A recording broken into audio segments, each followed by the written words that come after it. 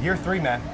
Kind of blinking you're here, right? It's crazy. It's crazy. How has camp been different this year as opposed to your first 2 seasons? It's been awesome. I mean, we have new coordinators on both sides of the ball, and so there's a lot of competition, a lot of, we call them call-it periods where, hey, you're doing a drive. You're getting the flow of the offense, and I think as a player that's so fun. One, because you have the competitive aspect, but also just because, you really get to dive into what we're doing. We spent all OTAs working on the fundamentals, on the basics, all that, and now you got to get to put it into action. It's a blast.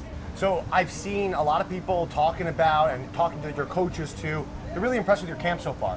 What have you done personally this offseason to really be able to show out this so far? Yeah, I had a great offseason. Sadly, last year I ended the year in injury, so spent the first half of the offseason rehabbing and then just coming back, focusing on fundamentals, trying to get better every day, and then just learning from the guys who have experience in the room has been a lot of fun. What's an injury like for you? Because obviously people deal with it, but like you're talking about NFL family, right? Your brother, your dad. What are the phone calls, the conversations like when it comes to that? Yeah, that's the worst part of the game for any player, right? It's the only thing that, somewhat out of your control that you can't really, dictate when it happens, what happens. There's never a good time. And so I think as a player, your job immediately goes to what's the number one priority, and that's get healthy. Do everything you can, do everything from rehab, from a recovery standpoint, and then once you're healthy, go back and bust your buns as much as you can. Yeah, so I know there's your brother, I guess, talked about it on a podcast once about you guys coming up and the rules in your dad's house. No jeans were allowed to be worn. Were these the same rules for you? I was the youngest. We got four boys in our family. So by the time I was older, my parents were taking trips to go watch his games at Stanford. My other brother's playing at Duke. Then got a little older, my brother played at Michigan. So they were gone every weekend. I had a little bit more relaxed environment than I think they had. Yeah. So what were the rules that you did have to follow? Oh, shoot. I watched them, so I think I learned so much. I don't think I had as much structured rules from it, but I watched them and influenced by them of just, hey, what does it look like to get your body right? What does it look like to dive in and revere the game? And I think that was so fun because a lot of it came up from, my own personal interest. And so I'm super thankful for having them as just an influence. What is your family group chat like after NFL Sunday? It's a little crazy, hopefully, you get 3 wins between the brothers and then everybody's happy. I don't think you could think of a better, more happy group chat. But a lot of it's just support. You put so much time, so much effort, so much energy into this game. And I think everyone that is in this game, no matter what situation, loves it. Right? You don't do this every single day. You don't come out here to do fall camp if you don't absolutely love and revere the game. And so I think whether it's good or bad, there's a level of just support that exists because you're putting it all out there. And you're going to make mistakes, you're going to mess up. But at the end of the day, you're going out there trying your best to learn. And then, if stuff goes well, great. You worked your hardest to get there. If stuff doesn't go well, then there's going to be another opportunity. There's going to be another chance, and you can use that to grow, to get better, and to learn. All off season, the chatter online, we hear from head coach Dan Quinn, Adam Peters, that they're happy with the wide receiver room, and then they bring in Stefon Diggs. And he joins the room. He's obviously a guy who's going to get a lot of snaps. What was that like for you when the news broke that, they're bringing in another guy who's going to be at the top of the depth chart? I think, as a team, you want to win. Right? You want to win every single game, every single down, every single play. And I think Stefon Diggs is such a great person to bring in. He's somebody that, when I first switched to receiver, I started watching his tape, doing a lot of things like that. So I have a lot of respect for him, his approach towards the game. And so I think he brings great energy. He brings a whole heck of a lot of talent. And I think this room, so many guys who are learning and growing, and just that experience is invaluable. So I think anything to make the team better, anything to keep growing, and anything to keep competing. As a year 3 guy, 25 years old, the team needs you to have a big year this year. You look at the top 2 guys in that room, right? Terry's 30, Stefon's 32. What are you able to take away from veterans like that? So much. I think every single down is another chance at experience.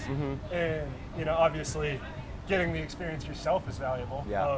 Especially someone like me who, in college, I switched positions.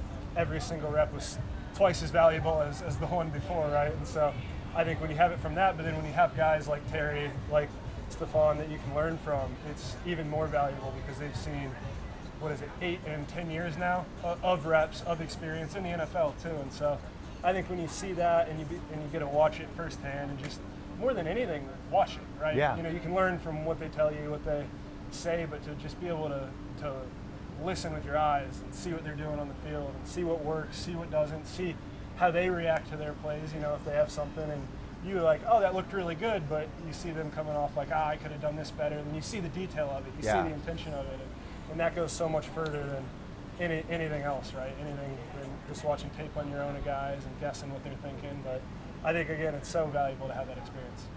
Talking about learning, and you brought it up a couple times, you switched positions. Now that you're a few years removed from that, what was the most difficult thing to pick up switching over to wide receiver? I think I'm so blessed. When I first switched over, I had such a great unit around me. I was at Rice. I had Wiley Green, who was an older veteran quarterback who, you know, I was in the room with the year before, and I think, you know, he's one of the guys I can't help but, you know, just have gratitude for him being in my life. You know, it was him, it was a couple of receivers, Jake Bailey, some other guys that were in our room, Bradley Rosner at Rice, who they really kind of were just staples in teaching me the ropes, right? Yeah. Whether it was from the quarterback perspective to receiver, or whether it was what does life look like every single snap, lining up in a different stance, in a different position. And so I'm just so grateful to have that blessing of people, and then to have that at every step. You know, even when I first got here, just to have guys like, you know, Oz Alameda, who was here. You know, I had Jameson Crowder, I'd watched forever. Obviously Terry, and then last year, you know, we brought in Debo. And so just to have these leaders, to have these guys come in that I've been able to learn from, that all have different skills and different values to the game, was such a blessing. It's been so cool to start that process, and it's so cool to continue that process, because that learning never really stops, but it's a lot of fun. College is such a coming of age time. Did you have to, and where kids have to open up to their parents about things, did you have to go, hey, Mom, Dad, I'm a wide receiver? Did you have to have that conversation? Yeah, I did. I think, you know, they see how much time and effort you put into things too, so they want you to succeed, you know, as bad as anybody. And I'm so grateful. It was so funny. I remember my dad, you know, that was something he, you know, challenged me on, because he wanted to make sure I wasn't, you know, doing it out of fear. You know, you switch positions, it looks like, hey, like, I had a little bit of adversity. Am I just quitting what I did? And I think that the way that he made me really be convicted in the decision, and then the minute I kind of decided, I saw nothing but support, nothing but help. He's been one of the best resources. Him and my brother Max, who played receiver as well in the NFL. We're just invaluable resources to go to help with technique, to help with, you know, mentality, with everything else. And so I think kind of from that, it was so cool to have somebody, not just for that guidance and that help, but also somebody to challenge me to make sure I was convicted in the decision, and it was something that was coming from something that was, you know, a true desire, and something that I was going to put my all into.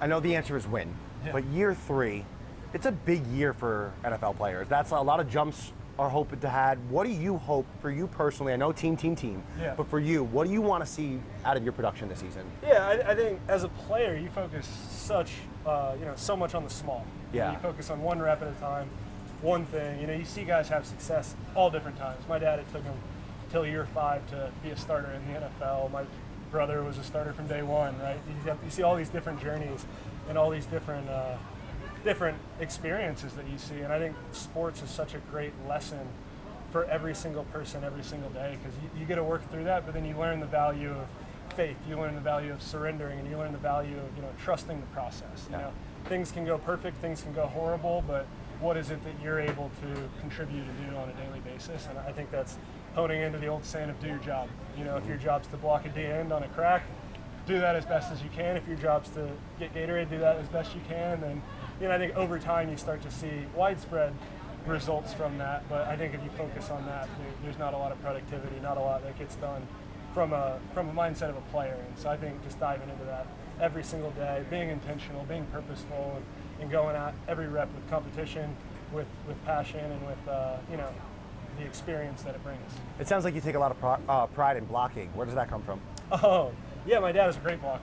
It was fun just watching him. You know, I think he was 6'5", 225, so he had a couple advantages, but it was awesome. You know, I think just seeing that, seeing him, seeing Rod Smith, seeing all these guys of the old teams that I kind of grew up around take so much pride in blocking. I think that makes it fun. That makes it easy to kind of translate.